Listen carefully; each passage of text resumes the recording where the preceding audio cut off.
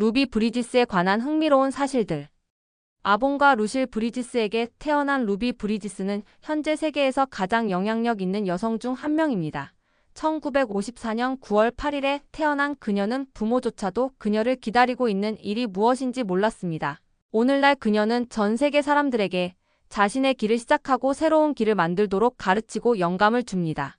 그녀는 진정한 회복력의 의미를 보여주며 나이는 아무런 상관이 없다는 것을 증명합니다. 루비 브리지스가 오늘날의 힘이 된 이유를 더욱 강조하기 위해 몇 가지 사실을 소개합니다. 루비 브리지스는 최초의 아프리카계 미국인으로 전면 백인 공립학교에 입학했다. 1956년 루비가 겨우 2살이었을 때 그녀의 가족은 더 나은 취업 기회를 찾기 위해 루이지애나주 뉴올리언스로 이사했습니다.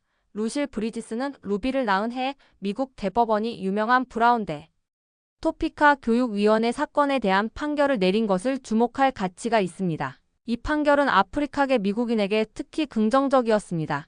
이제 모든 인종의 아이들이 함께 학교에 다닐 수 있게 되었습니다. 그러나 남부에서는 상황이 좋지 않았습니다. 백인 부모들은 자신의 자녀가 아프리카계 미국인 아이들과 함께 학교에 가는 것을 원하지 않았습니다.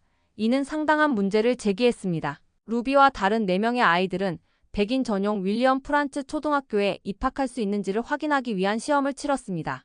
루비는 시험에 합격했고 입학할 준비가 되었습니다. 많은 문제가 발생했지만 그녀는 역경을 이겨내기로 결심하고 결국 학교에 다니게 되었습니다. 루비는 학교에 단 하루도 결석하지 않았다. 앞서 언급했듯이 루비의 첫 해는 순조롭지 않았습니다.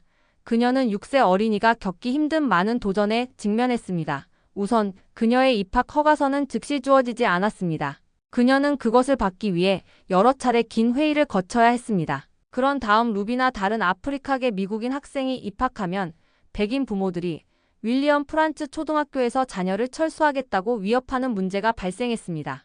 실제로 그들은 그렇게 했습니다. 다른 학생들이 그녀가 입학한다는 이유로 떠나는 모습을 보며 루비는 트라우마를 겪었지만 그녀는 계속 나아갔습니다. 루비는 1년 동안 학교에 다니는 동안 경호원의 호의를 받았습니다. 그 시간 동안 그녀는 조롱과 야유를 견뎌야 했습니다. 그녀는 교육을 위해 모든 종류의 비방을 감수했습니다. 부모는 그녀가 독살당할까 두려워 학교에서 먹을 음식을 챙겨주었습니다. 만약 루비가 이 시점에서 포기했다면 우리는 이해할 수 있었을 것입니다. 하지만 놀랍게도 그녀는 첫 해 동안 단 하루도 결석하지 않았습니다. 일부 사람들은 루비 브리지스를 전혀 평가하지 않는다. 2023년 3월 현재 일부 사람들은 루비 브리지스의 이야기가 충분히 영감을 주지 않는다고 생각합니다. 조금 배경을 설명하자면 교사들과 관련 정책 입안자들은 루비의 이야기를 계속 사용하여 다른 사람들에게 영감을 주고 변화를 촉구하기로 합의했습니다. 루비 브리지스의 이야기를 바탕으로 한 디즈니 영화도 있습니다. 이 영화는 이후 학교에서 교육 보조 자료로 채택되었습니다. 그러나 최근 한 부모가 해당 자료의 사용을 차단하기 위해 법원에 소송을 제기하며 그 내용이 백인을 나쁘게 묘사한다고 주장했습니다. 그 부모는 자신의 의견을 가질 권리가 있지만 대부분의 사람들은 루비의 이야기에는 아무런 문제가 없다고 동의합니다. 심사위원회도 그렇게 판단하여 영화가 교육 보조 자료로 계속 사용될 수 있도록 허가했습니다. 루비 브리지스는 정신적 도움을 받았다. 모든 백인이 인종차별에 반대했던 것은 아닙니다. 사실 루비의 초기 학교 생활에서 가장 도움을 준 사람 중 한 명은 백인 아동 정신과 의사인 로버트 콜스였습니다.